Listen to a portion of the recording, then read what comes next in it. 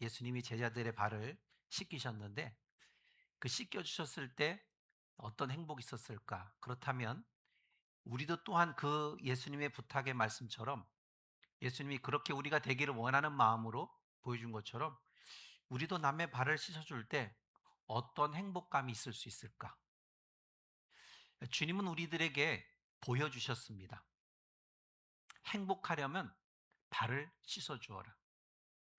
복을 받으려면 발을 씻어줘. 주님은 제자들의 발을 씻어주신 후에 이렇게 말씀합니다. 우리가 17절 말씀 보면 너희가 이것을 알고 행하면 복이 있다. 이렇게 말씀하고 있어요. 그러니까 이 말은 뭐냐면 내 말을 듣고 실천해 보아라는 거예요. 그냥 듣고만 있지 말고 말씀을 들었으면 그 말씀을 실행에 옮겨 봐라. 그런 의미가 아닐까 저는 봅니다. 여기서 복이 있다는 이 말에 이 마음으로 받을 때는 이 복을 마음으로 받을 때 어떤 거냐? 행복이란 뜻을 여기서 의미할 수 있습니다. 복을 받고 움직이면 행복하지 않겠느냐? 많은 사람들이 너희도 서로 발을 씻어주라는 주님의 말씀을 부담스러워 할 수 있습니다. 어떻게 남의 발을 씻어줄 수 있어? 그러나 주님은 이 말을 한 분명한 의도가 있다는 거예요. 제자들의 행복을 위해서 주시는 말씀이고 이 말씀으로 행동에 옮기는 모습을 보여주는 겁니다. 그러나 우리가 살아가는 세상의 개념은 이와 반대적이죠. 세상은 높은 자, 귀한 자, 또 섬김을 받는 자, 다스리는 자의 그 행복을 가르치기 때문에 그렇습니다. 그래서 뭐예요? 너 높은 데 올라가야 돼. 너 좋은 데 가야 돼. 아주 대접받는 데 있어야 돼. 권력도 높은 자리에 있어야 돼. 이렇게 세상은 높고 섬김을 받는 다스리는 자의 그 행복만을 가르친다는 거예요. 낮은 자리에서 너가 어떻게 섬겨야 되고 어떤 마음을 갖고 어떻게 움직여야 되는지를 가르쳐 주질 않아요. 그냥 무조건 너 무조건 성공해야 돼. 다른 사람을 부리는 사람이 돼야 돼. 이런 것만 가르쳐 주지 내가 어떻게 섬겨야 될 것을 가르쳐 주질 않아요. 주님의 말씀을 이런 개념을 갖고 있는 사람들은 주님의 지금 낮아지고 섬기는 모습에 이것을 받아들이기가 굉장히 어렵습니다. 왜냐하면 성경은 주님이 이 행동을 통해서 가르친 것은 섬기는 자, 발을 씻어주는 자의 그 모습이 행복하다는 것을, 복 있다는 것을 보여줬기 때문에 그래요. 이것은 주님이 말씀하시고 보여준 종의 행복입니다. 종으로서 움직일 때의 행복. 주님의 이 행동은 더욱더 이해하기가 어렵고 매우 당혹스러운 모습일 수도 있습니다. 주님의 말씀을 교훈으로 받아서 쉽지 않은 이 모습 속에서 우리는 어떤 교훈을 얻어야 될까? 그런데 여러분 성경은 이러한 상황에서 제자들의 자리 다툼이 일어났다는 것을 이야기해 주고 있습니다. 아주 성경은 제자들의 다툼을 정확하게 묘사하고 있습니다. 사람의 본성을 정확하게 드러난 책이 뭐다? 성경책이라는 겁니다. 여러분 성경을 보면 진짜 영웅은 없습니다. 오직 하나님 한 분 외에는 높임을 받을 수 있는 존재가 없습니다. 아무리 하나님의 형상으로 지음 받았어도 인간은 절대로 아니라는 거예요. 오늘 본문에 요한복음에 기록되지 있진 않지만 인간들이 높아지려는 모습이 누가복음에서는 제자들을 보고 그 문제점을 지적하고 있습니다. 바로 이날 저녁에 주님께서 제자들의 발을 씻어주기 전에 일어난 일이라는 거예요. 주님은 제자들과 마지막 만찬의 식사를 하기 위해서 한 자리에 다 모여 있습니다. 그리고 그 제자들과 함께 식사를 하게 됩니다. 주님은 식사 중에 성찬을 제정합니다. 왜냐하면 이 밤이 지나면 주님은 죽기 때문에 그렇습니다. 그 죽음까지 드러내시면서 당신의 몸에 상징하는 떡과 당신의 흘리는 언약의 피를 상징하는 포도주를 제자들에게 나누어 줍니다. 그러니까 떡과 포도주를 제자들에게 나눠주는 것. 그리고는 제자가 주님을 배신하게 될 것을 말씀한다는 거예요. 이 말을 들은 제자들은 무슨 얘기야 이게 갑자기 누가 배신한다는 거야? 그 배신한다는 제자가 누군 거야? 갑자기 그들 간에 논쟁이 일어나게 됩니다. 그 논쟁으로 어떻게 돼요? 다툼이 일어나게 됩니다. 그래서 누가복음 22장 24절에는 누가 크냐 다툼의 모습이 일어나고 있다는 거예요. 이 상황을 생각해 볼 것도 없지만 이 제자들이 주님 앞에서 다투는 것은 아닙니다. 그렇지 않겠습니까? 여러분이 어른이 되어서 부모님 앞에서 자식 간에 다투게 되면 어떨까요? 그것도 잘못된 거 아니겠습니까? 그런데 이 제자들은 주님께서 당신의 죽으심을 말씀하시는 마지막 식사 자리에서 다투고 있다는 거예요. 결국 3년 동안 예수님을 통해서 훈련되고 배웠던 이 제자들이 보여주는 것이 뭐예요? 아, 이제 곧 예수님이 죽으시는데 마지막 만찬하고 있는데 거기서 다투는 이 모습. 도대체가 이것들은 3년 동안 예수님의 제자로서 다니면서 뭘 배운 거야? 꼭 이 마지막 식사 자리에서 그렇게 꼭 예수님 앞에서 싸워야 돼? 곧 주님이 죽으시는데 제자들의 마음이 이것밖에 안 될까? 저는 이러한 행동을 말씀으로 보았는데도 인간인 저도 좀 짜증이 나더라고요. 어떻게 이런 행동을 할 수 있지? 그러니 여러분, 당시에 주님은 그 마음이 오죽하겠냐 이거예요. 얼마나 마음이 아팠을까? 얼마나 마음이 아팠을까? 여러분, 제자들은 오순절 성령을 받기까지 주님으로부터 받은 모든 가르침과 배운 것들의 진정한 의미를 깨닫지 못합니다. 그들의 생각하는 세계관은 여전히 세상적인 방식이에요. 여전히 세상에 있었던 어떤 지혜의 경험으로 그들이 행동할 뿐인 것입니다. 마음에 안 맞으면 성질 내고, 마음에 안 맞으면 막 욕도 하게 되고, 내 맘대로 하는 행동들이 여전히 그들 안에는 있었다는 거예요. 여러분, 주님은 이들의 다툼을 보면서 조용히 일어납니다. 그리고 겉옷을 벗습니다. 그리고 수건을 허리에 두르시고 대야에 물을 떠가지고 오십니다. 그리고 제자들의 하나씩 부르시면서 그 발을 내밀라고 하시고 그 발을 씻겨 주십니다. 주님의 행동은 행하실 속죄의 사역을 드러내는 행동으로 우리는 말씀을 보고 있습니다. 오늘 우리가 읽은 본문은 성도의 죄를 정결하게 씻어주시는 이 일은 그리스도의 겸손과 깊이 연관되어 있음을 보게 됩니다. 그것을 가르치고 있는 거예요. 오늘 말씀에서 발을 씻기는 세족 행위의 본질은 죄 씻음에서 겸손과 섬김의 모범으로 옮겨가는 겁니다. 그런데 우리가 볼 때 여전히 제자들의 다툼의 행동이 바보스러운 거예요. 그럼에도 불구하고 주님은 그들의 발을 다 씻어주신 후에 앉으셔서 제자들에게 물으십니다. 다 발을 씻겨줬어요. 그리고 그들에게 물어요. 12절에 내가 너에게 행한 것을 너희가 아느냐? 내가 지금 이렇게 행한 것을 너희가 아느냐 이거예요. 질문이기도 하지만 제자들을 향한 책망이죠. 그리고 이어서 13절의 말씀 보면 너희가 나를 주와 선생으로 표현했다 그렇게 말씀합니다. 주님께서는 너희가 나를 선생이라 또는 주라 하니 너희의 말이 옳다, 맞다, 내가 그러하다 이렇게 말씀하십니다. 제자들은 주님을 볼 때 선생님 혹은 주님이라고 불렀어요. 선생님, 주. 선생님이나 주님은 예수님을 올리는 호칭입니다. 주님 그것을 좋게 여기셨다 이렇게 말씀하고 있습니다. 그런데 예수님은 주와 선생님인데도 불구하고 제자들의 발을 씻겨줬다는 거예요. 아니 예수님이 발을 씻김을 받아야지 어떻게 선생님이신 주님이신 그분이 제자들의 발을 씻었냐 이거예요. 사실 시간이 지나면 나중에 이 제자들은 이 말씀의 의미를 알게 되겠죠. 마태복음 20장 28절에 말씀합니다. 인자가 온 것은 섬김을 받으려 함이 아니라 도리어 섬기려 하고 자기 목숨을 많은 사람의 대속물로 주려 함이다. 그렇게 말씀하고 있습니다. 나는 섬김을 받으러 온 것이 아니라 오히려 섬겨주러 왔다는 거예요. 너의 목숨 모든 목숨을 대속물로 주려 한다는 거예요. 내 목숨 하나 버림을 통해 너희들에게 나의 생명을 주겠다는 것. 주님은 이날 저녁 제자들에 대하여 가장 천한 종의 자리를 취한 겁니다. 완전히 종의 모습으로, 완전히 낮은 자의 모습으로 발을 씻긴 겁니다.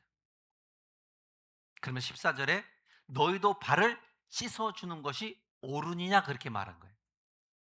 너희도 서로 발을 씻어주는 것이 옳다는 거예요. 여러분, 우리 그리스도인들은 주님의 말씀을 기억해야 합니다.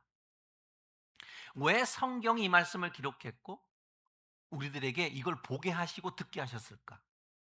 이 말씀을 기억해야 한다는 거예요. 왜 오늘 이런 말씀을 나에게 들려주는지, 그 수많은 말씀 중에 오늘 왜 이 말씀이 내게 들려주는지, 이것은 모든 성도의 신분과 태도에 인격에 영향을 주는 말씀이라는 거예요. 인격의 영향. 16절을 보면 내가 진실로 진실로 너희에게 이르노니 종이 주인보다 크지 못하고 보냄을 받은 자가 보낸 자보다 크지 못하다는 거예요. 위와 아래가 정확히 있다는 거예요. 크지 못하다는 거, 큰 자와 작은 자가 정확히 정해져 있다는 거예요. 종이 주인보다 크지 못하다는 것을 모르는 자가 어디 있겠어요?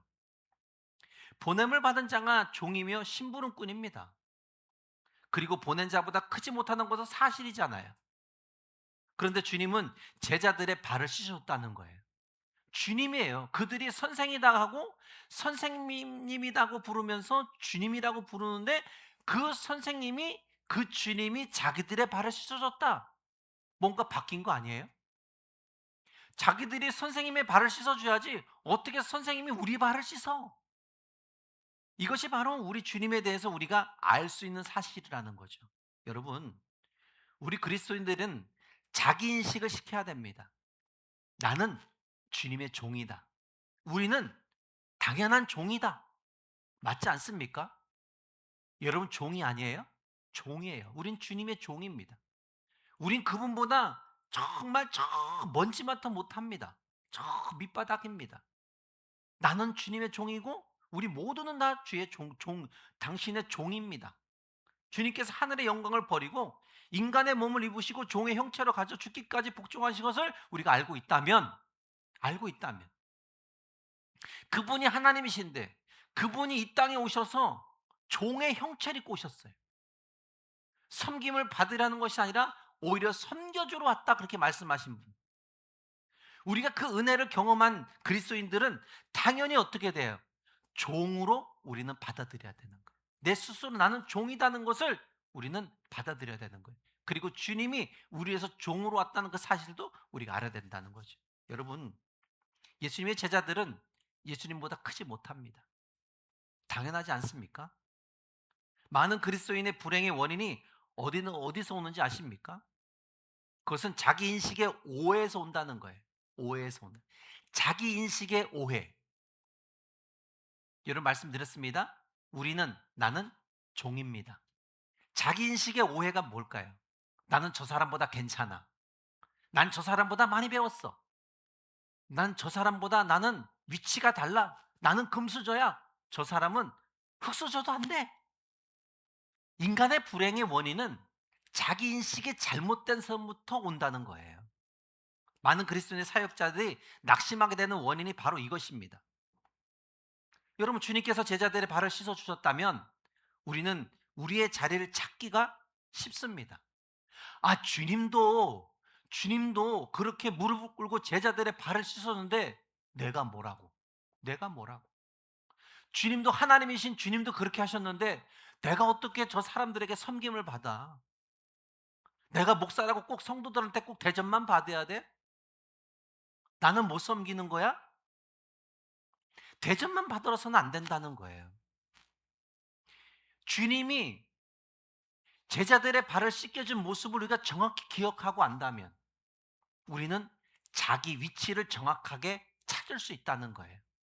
내가 섬겨야 될지, 내가 낮아야 될 자리가 어딘지 우린 정확하게 찾을 수 있다는 거예요. 높아져야 될지, 서야 될지 앉아야 될지, 가야 될지 말아야 될지를 안다는 겁니다. 주님 말씀하셨잖아요. 우리가 종의 역할을 감당해야 한다는 것은 당연한 뭐예요? 선택이라는 거예요. 선택. 생각해 볼 여지도 사실도 아닌 거예요. 여러분, 우리가 때로는 불행하다고 느낄 때가 있잖아요. 그것은 내가 마땅히 받아야 될 대접을 받지 못한다는 느꼈을 때, 아무런 이러한 경우, 저 사람이 도대체 왜 나를 이렇게 대우하지? 내가 이렇게 대접받을 사람이야? 나를 뭘로 보는 거야? 우리 이런 식으로 스스로 마음의 상처를 가지게 됩니다. 자기 스스로 상처를 가져요. 높지도 않은 사람이 상전의 자리에 앉아 있는 거. 그런 사람 봤어요. 지금 자신의 행복하지 않다는 것을 알고 있는 사람들. 반대로 우리는 행복이 어떤가? 사람들이 자기를 인정해주고 진가를 알아주고 칭찬해주는 것. 이게 싫은 사람은 없죠, 그죠? 없습니다. 나를 칭찬해준대, 나를 높여주는데 그걸 싫어할 사람이 어디 있어요? 싫어할 사람 없습니다. 이게 인간들이라는 거예요. 좋고 싫은 것을 사람들은 확실하게 구분할 줄 압니다. 그런데 여러분, 주님이 말씀하시는 것은 그러한 것에 행복감을 느끼는 것은 옳지 않다는 거예요. 왜냐하면 종이 주인보다 크지 않기 때문에. 우리가 하나님보다 큽니까? 크지 않잖아요. 여러분, 예수님보다 제자들이 큰가요? 안 커요. 높임을 받을 수 있는 존재는 하나님밖에 없습니다. 아무리 인간이 만물의 영장이라도 높임을 받을 수가 없어요. 그래서 사도 바울은 주님을 만나고 자신이 어떠한 사람인지를 고백합니다. 고린도전서 15장 8절로 9절에 이렇게 말합니다. 맨 나중에 만삭되지 못하여 난 자 같은 내게도 보이셨느니라. 만삭되지 못한 나. 정확히 10달 안에 태어나지 못한 사람이라고 표현한 거예요. 그러니까 부족하고 부족하다 그렇게 말하는 거예요. 그럼에도 불구하고 내게 보이셨다는 거예요. 그래서 뭐라고 말하면은 나는 사도 중에 지극히 작은 자다 그 말합니다. 여러분, 사도 바울은 부활하신 주님을 만나서 직접 사도로 부름을 받아 사도로 따라다녔습니다. 그러나 그에게 약점이 있어요. 무슨 약점이냐? 그가 생전에 주님과 함께 있었던 자가 아니었다는 거예요. 그런데 그는 숱한 고생 끝에 고린도의 교회를 세우게 됩니다. 결국 그 교회로부터 또한 심한 배척의 모습도 겪게 되죠. 그런데 그때 그는 스스로 자신을 변호합니다. 자신의 신분의 출신, 배경, 결코 나는 어느 누구에도 밀리지 않는 사람이었다. 나는 이 조건이 충만했던 사람이다. 사람의 조건으로 따지면 나보다 더 좋은 사람 있어? 그러나 그가 말하고 싶은 것은 다르죠. 고린도전서 4장 9절로 14절에 이런 말씀합니다. 한번 들어보세요. 내가 생각하건대 하나님이 사도인 우리를 죽이기로 작정된 자같이 끄트머리에 두셨으며 우리는 세계 곧 천사와 사람에게 구경거리가 되었다. 우리는 그 그리스도 때문에 어리석으나 너희는 그리스도 안에 지혜롭고 우리는 약하나 너희는 강하고 너희는 존귀하나 우리는 비천하다. 너희는 존귀해 우린 비천해. 바로 이 시각까지 우리가 줄이고 목마르고 헐벗고 매맞으며 정처가 없고 또 수고하여 친히 손으로 일을 하며 모욕을 당한 즉 축복하고 박해를 받은 즉 참고 비방을 받은 즉 권면하니 우리가 지금까지 세상의 더러운 것과 만물의 찌꺼기가 같이 되었도다. 내가 너희를 부끄럽게 하려고 이것을 쓰는 것이 아니라 오직 너희를 내 사랑하는 자녀같이 관하려 하는 것이다. 내가 너희들에게 수많은 고통 속에서 아픔 속에서 별소리 다 들었어도 그래도 나는 너희를 사랑하는 자녀같이 나는 너희들에게 하나님 앞에 권하고 싶다. 그 얘기를 하는 거예요. 사도인 자신이 만물의 찌꺼기같이 여김을 받은 것으로 자신의 사도됨을 증명합니다. 사도직이 의심받고 있을 때 그리스도의 치욕과 낮아짐과 비천함에 동참한 자신을 사도의 증거로 제시하는 거예요. 나는 이렇게까지 했다. 수많은 어려움 속에서 그렇게 자기 자신을 증거로 내놓습니다. 여러분 놀랍지 않아요? 누가 이렇게 할 수 있습니까? 여러분 사람은요 조금 자존심 상하는 얘기하고 조금 자존심 상하는 행동을 하게 되잖아요. 원수 됩니다, 원수. 지가 뭔데 나한테 이런 소리를 해? 이렇게 나가요. 지 위치가 뭔데 지금 나한테 그렇게 아 저거 정말 사가지 없네 막 이렇게 하죠. 그죠? 저거 못 볼 사람이네? 그러면서 거기다 육두문자 막 집어넣고. 여러분, 그리스도인의 참된 리더십이 무엇일까? 한번 생각해 보셨습니까? 그것은 주와 선생으로서 친히 가장 비천한 자리에 처하는 것을 기꺼이 행하신 주님을 모델로 삼는 겁니다. 낮아지고 낮아지신 주님을 모델로 삼는 것. 사도 바울이 지금 하고 있는 것이 바로 이것입니다. 바울 사도는 주님을 모델로 삼았어요. 그리고 철저히 낮은 자리에 위치해서 아무리 사람들이 자기를 배척하고 하더라도 그냥 그들의 영혼들을 불쌍히 여기는 그 마음, 그는 변함이 없었다는 거예요. 그래서 14절에 주님이 말씀하잖아요. 내가 주와 선생으로 너희의 발을 씻었다.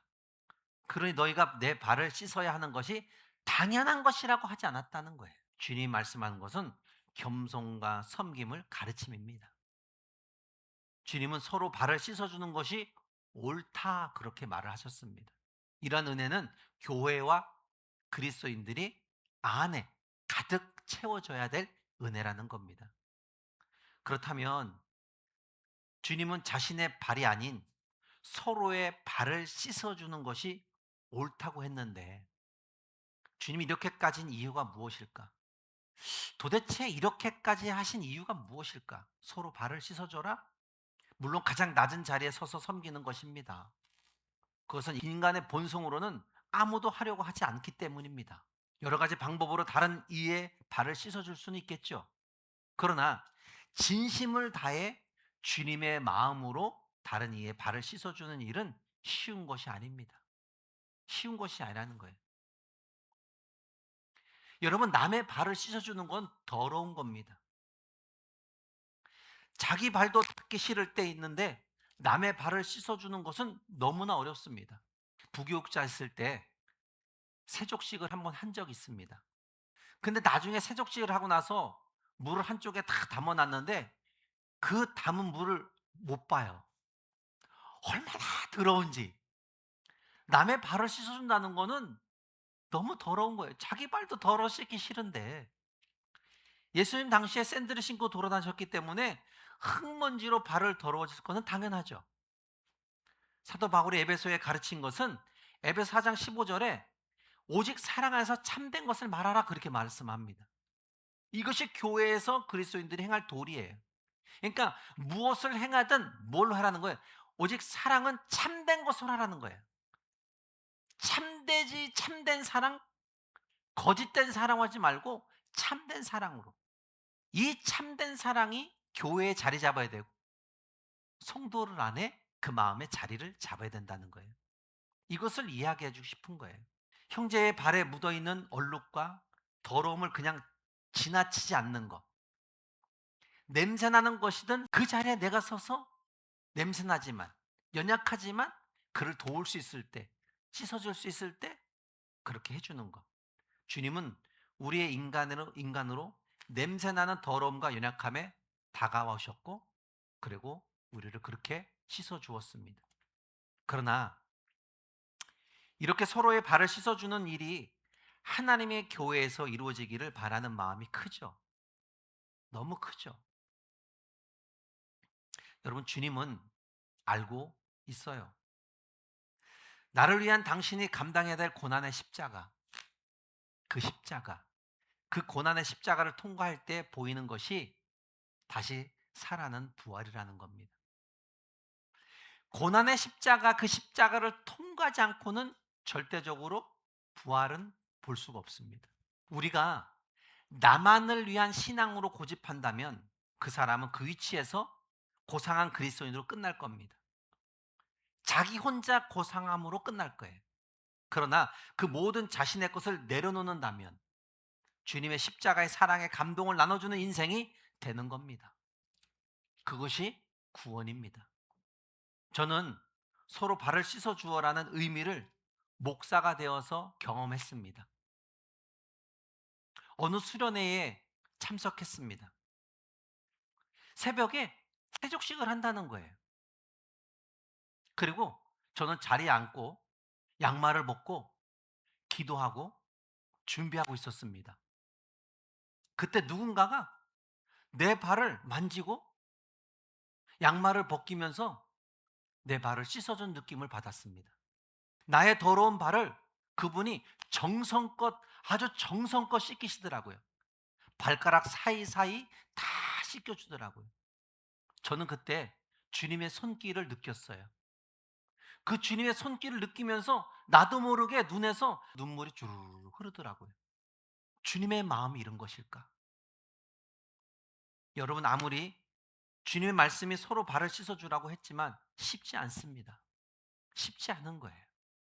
그러나 십자가의 사랑을 보여주신 주님의 명령이라면 우리는 달라져야 합니다. 주님은 참 사랑으로 행하려 하는 우리에게 다가와서 말하십니다. 우리는 진짜 달라지기를 원하는 것을. 그래서 주님은 17절을 보면서 이렇게 말씀합니다. 너희가 이것을 알고 행하면 복이 있으리라. 그냥 발을 씻어주라는 것이 아닙니다. 내가 어떻게 너희들의 어떤 마음을 가지고 씻어줬는지 그것을 알고 하라는 거예요. 알고 하라는 거예요. 여러분 십자가 져야 됩니다. 고난의 십자가, 그건 당신의 십자가에 져야 돼요. 그냥 십자가 지라니까 지는 것이 아니라 왜 주님이 그렇게 십자가에 달려야 했는지, 무엇 때문에, 그 주님의 마음에 들어가면 내가 십자가를, 그 십자가는 그렇게 무거운 것이 아니라는 거예요. 내가 당하는 고난 그렇게 고난스럽지 않다는 거예요. 내가 너희들의 발을 씻어준 것, 왜 씻어줬는지를 알고서 행하는 자는 복이 있다는 거예요. 왜 주님이 내게 손 내밀어 줬는지, 왜 주님이 내 닫혀있는 마음에 놓고 해서 나와 더불어 먹기를 원하고 싶은지, 왜 주님은 이토록 이 말씀을 내게 오늘도 던져주는지, 이것을 알고 내 마음에 새기면 복이 있다는 겁니다. 여러분, 이것이란 무엇일까요? 그것은 예수님께서 주와 선생으로서 가장 비천한 종의 자리에서 그 일을 행하신 뜻을 말하는 겁니다. 우리가 예수님의 제자라고 한다면, 그리고 예수님의 행하신 일과 가르치신 일의 뜻을 알고 행한다면, 알고 서로 발을 씻어주면 행복하다는 것을 성경은 약속하고 있습니다. 하나님의 사람들은 이렇게 살면 행복하다 또 말씀하고 있는 거예요. 여러분, 주님이 마지막 식사의 자리에서 이렇게 하셨듯 그 섬김의 영광, 그 섬김의 행복이 무엇이길래 우리에게 복이라고 이렇게 말씀하셨을까? 주님은 우리에게 신앙인의 삶을 이렇게 살기를 바라는 확증으로 보여주셨지 않았나? 세상의 행복의 원리는 다양합니다. 그리고 그것을 따르면 잠깐의 기분은 좋지만 결국 잠깐일 수밖에 없다는 사실.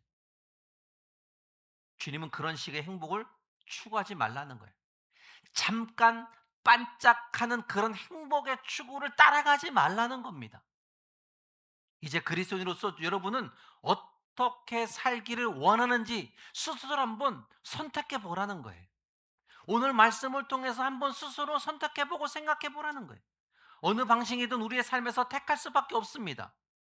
여러분은 세상이 여러분에게 가르쳐준 행복론으로 살 것인가? 아니면 주님께서 오늘 우리에게 확실하게 약속하신 주님의 행복론을 따라갈 것인가? 세상의 행복론을 따라갈 것인가? 아니면 주님의 약속의 행복론을 따라갈 것인가? 여러분, 그리스도인이라면 높은 자, 섬김을 받는 자의 행복을 누리려고 살지 않기를 바랍니다. 물론 찾아온 행복을 밀어낼 이유는 전혀 없습니다. 그러나 내 자신을 속이면서까지 하지 말라는 거예요. 주님이 가르쳐준 그대로 종으로, 가장 비천한 종의 자리에 서서 섬기는 자로, 발 씻어주는 자에게 약속해 주신 그 천국의 기쁨과 행복을 누리시기를 바라고, 그 기쁨이 충만하여 교회의 주인이신 우리 주 예수 그리스도에게 영광을 돌리는 그 사람이 저와 여러분 되기를 축복으로 여러분 받아들이시길 바랍니다. 그러면 주님이 다시 오실 때 열심히 그리고 땀과 눈물로 형제의 발을 씻어준 우리가 종된 모습이 되어서 주님이 오는 그날에 우리의 행복감은 더 큰 복으로 채워지지 않을까. 이런 그런 마음의 자세로 여러분의 삶이 온전한 믿음의 그 은혜가 하나님의 거룩한 역사로 참여하는 그런 모습 되기를 주의 이름 축복합니다.